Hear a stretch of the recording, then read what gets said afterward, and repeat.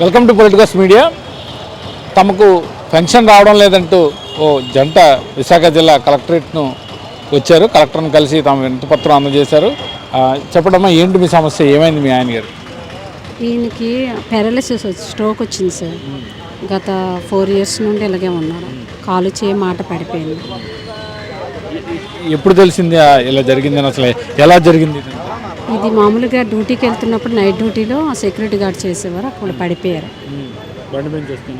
లేదు sir, normal డ్యూటీలోనే పడిపోయారు. Drinking ఎక్కువైపు పడిపోయారు.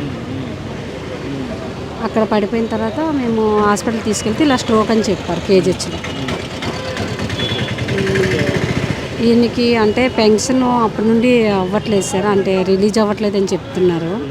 అందుకనేసి ఒకసారి కలెక్టర్ గారిని కలుద్దామని ఇక్కడికి వచ్చాం. కలిసారా కలెక్టర్ గారిని? ఏమన్నారు? అంటే ఇచ్చాం సార్, వినతి పత్రం ఇచ్చాం, తీసుకున్నారు. వాళ్ళ ఎంక్వైరీకి వస్తామన్నారు. అంటే ఇప్పుడు ఎంతకాలం అయిందమ్మా మీకు ఇలా జరిగి? తర్వాత ఎక్కడ? 2023 సార్, డిసెంబర్లో జరిగింది. ఇలా 3 years అవుతుంది. మరి ఈ ప్రాబ్లం ఉన్నప్పుడు సదరన్ అయినా చేయించుకున్నారా మీరు? చేయించుకున్నాం సార్, ఉంది మా దగ్గర. ఎంత పర్సెంటేజ్ వచ్చిందమ్మా? 72 వచ్చింది.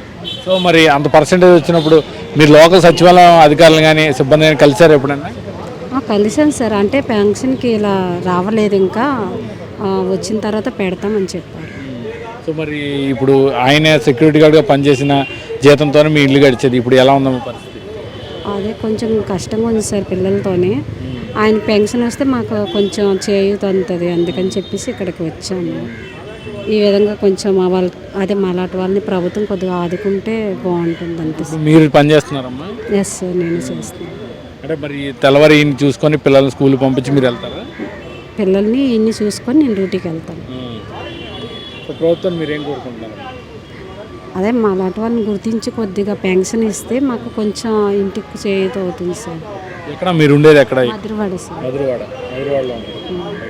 సో విశాఖ మధురవాడకు చెందిన ఈ దంపతులు తనకు 2 ఏళ్ల క్రితం ఉద్యోగంలో డ్యూటీ చేస్తుండగా సడన్గా స్ట్రోక్ రావడంతో పెరాలసిస్ వచ్చిందని, అప్పటి నుంచి చెయ్య, కాలు, నోరు పనిచేయడం లేదని, మంచానికే పరిమితం అయ్యారని ఆమె బాధ వ్యక్తం చేస్తుంది. సో ప్రభుత్వం గుర్తించి తమకు పెన్షన్ సదుపాయం కల్పిస్తుంది. ఎందుకంటే ఆయన తెచ్చిన జీతంతోనే తమ ఇల్లు గడిచేదని, ప్రస్తుతం తన ఆర్థిక భారం అంటే కుటుంబ పోషణ చాలా కష్టంగా ఉందని, ఎందుకంటే పిల్లలను తనను పోషించుకోవడం, ఇప్పుడు భర్త మంచాన పడడంతో ఇటు దిక్కుతోచన స్థితిలో తాము ఉన్నారని ఆవేదన వ్యక్తం చేస్తుంది. ప్రభుత్వం స్పందించి తనకు పెన్షన్ సదుపాయం కల్పించి ఆర్థికంగా చేయూతనివ్వాలని ఈ మహిళ కోరుకుంటుంది. కెమెరామెన్ ముఖేష్తో కిరణ్, పొలిటికల్స్, విశాఖ నుంచి.